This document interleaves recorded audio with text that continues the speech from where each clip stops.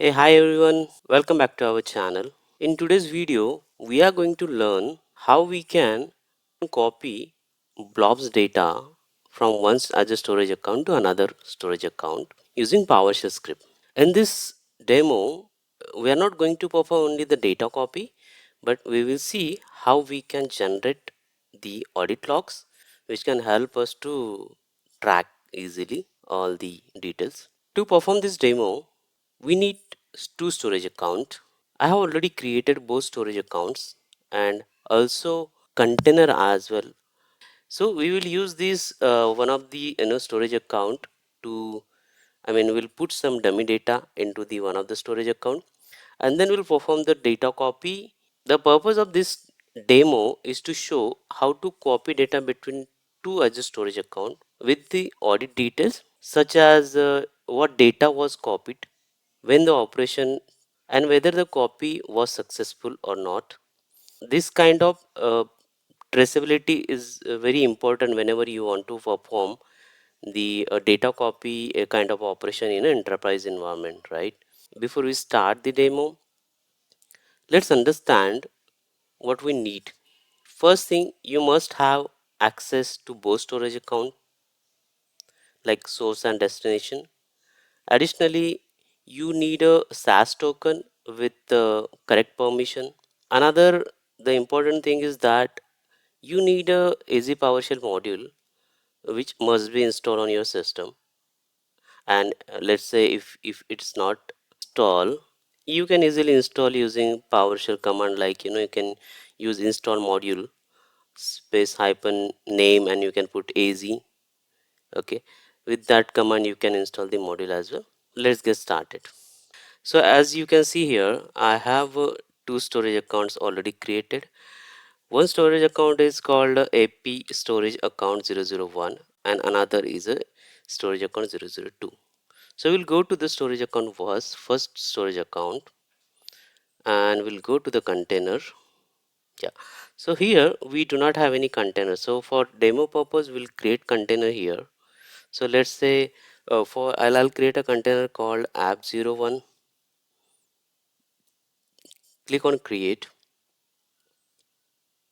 So now we have successfully created container. So what we will do, I already have a dummy data, so let's go to the container first and we can quickly upload the dummy data which which will require to perform the demo. So click on upload, click on browse and file, and under this new folder we have a dummy data.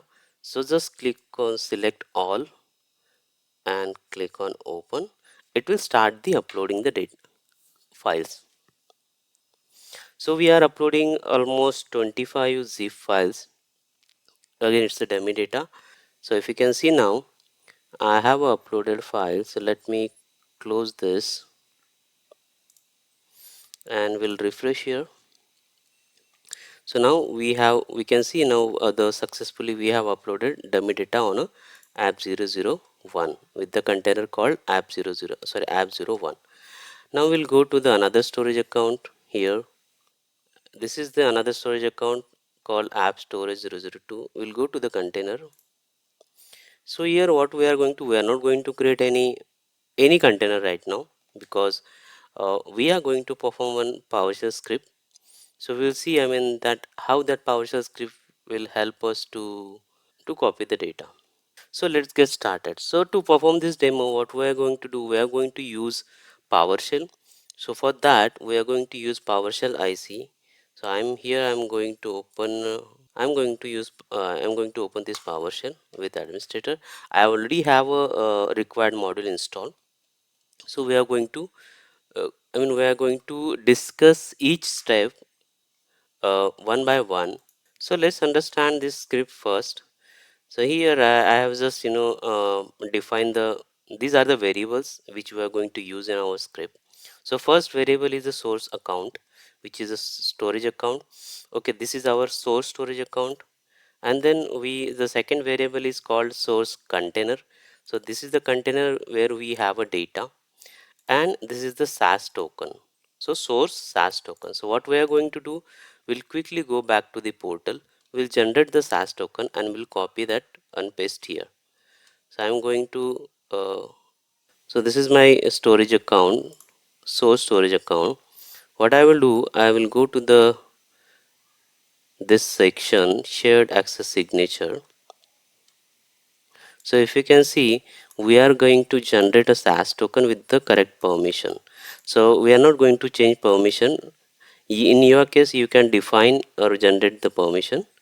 So this is the permission. I'll keep all, and this I'm also going to use all, and just put the date. I mean, you can put any, but I'll put 29 something, and then we'll generate the SaaS. So once you click on generate SaaS, it will give you the SaaS token and other detail. Okay, so this is the SaaS token. So right now I need only SaaS token. So I'm going to copy this, go to the PowerShell, here, and paste that SaaS token. Great. So now first source variable is done. Now same things we need to perform for second storage account. So again, the destination account is the destination storage account, and the same way we are going to set, I mean, that destination container called app02. Okay, and destination token, SaaS token. So let's say I'll show you. I mean that, I mean, we do not have a container, right? But still we are defining this container. So we'll discuss that later on. So let's quickly generate the SaaS token for another storage account quickly. Go to the storage account, same step. Go to the shared access signature, and here we will generate the SaaS for destination storage account. Same way we'll put 29, and here we will generate the SaaS token for destination. Again, we'll copy this SaaS token, we'll go to the PowerShell, and here we'll paste that. Yep. So the first section we have done. Okay. So now I hope you understand in the first section what we are doing right now, correct? So if you can see, we have defined the source and destination storage account details, and we are generating one audit log file into the temp folder, and this CSV file will get generated once your copy or data copy is done. Okay, now second step, let's discuss about the second step now. So let's discuss about this second step. I mean, the what it will do, I mean, in this second, if you can see now, the create storage context. So storage context is like, secure session. What it will do, it will tell PowerShell how to authenticate with your storage account using SaaS token. So which we already define in a variable, right? I hope now you understand. If you can see source context and destination context. So same, I mean, source account, right? Then source SaaS token, and then destination account with the destination SaaS token. So this is way we are going to create a secure session. Now let's discuss about third section. In this section, what we are going to do, this section will check whether the destination container exists or not. If not, then it will create one. So here, if you can see, we are saying that a destination container does not exist. Then it will create destination container, which we already defined as a variable. Okay, let's discuss about fourth. So this command will fetch all blobs in the source container. So this is the one of the variable, right? Blob variable will store the list. So if you can see this, in this step, what we are going to do, we are going to fetch all the blobs into the whatever blobs we have in a source container.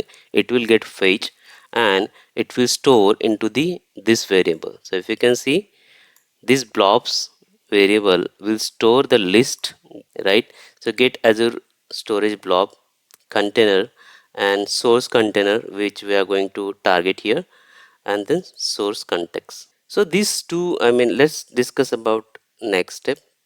So what we are planning to do here, we are preparing the audit log array. So this is the blank array which we have created, which will help us to store the all detailed information after the copy, or a copy, post copy, like like blob name or such as name and other details.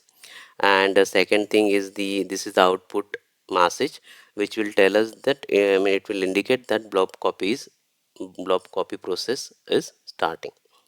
Same way that it is just it will differentiate the different color into the output, so it will help us to clearly differentiate.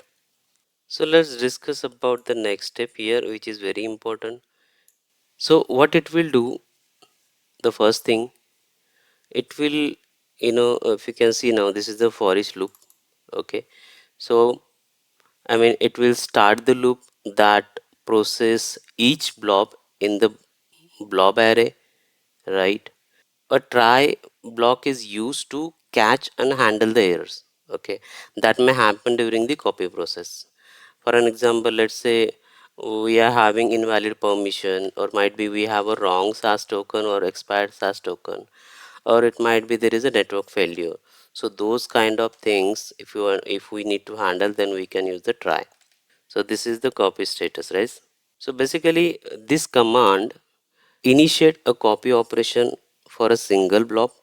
So this operation, whenever this operation happen, it happen a synchronized way, meaning it start the copy but does not wait for it to finish before moving on.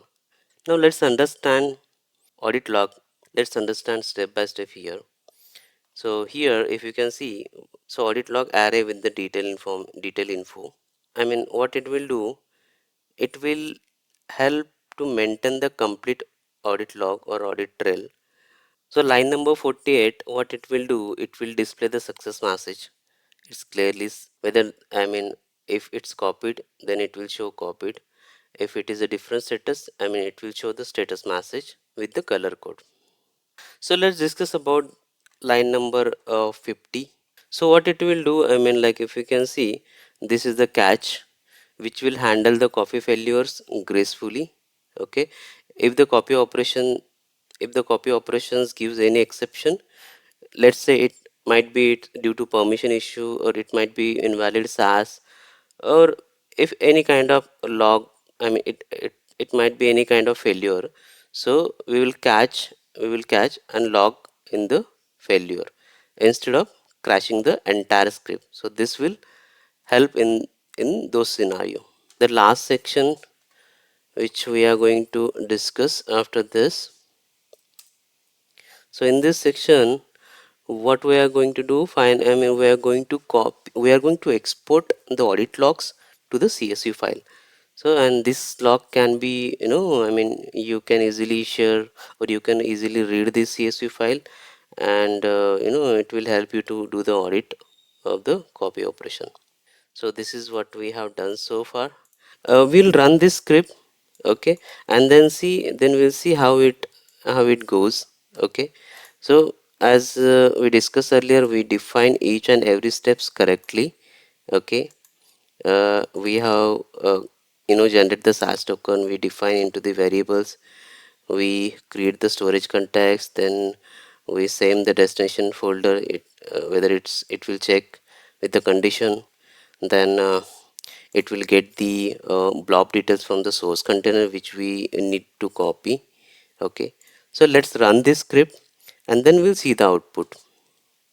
So for that you just need to click on run script. So if you can see now, it started the operation. So let's wait for a few minutes, and yeah. So if you can see, destination container is does not exist. We purposely did not create that container because we want to check whether it's getting created or not, right? So if you can see now,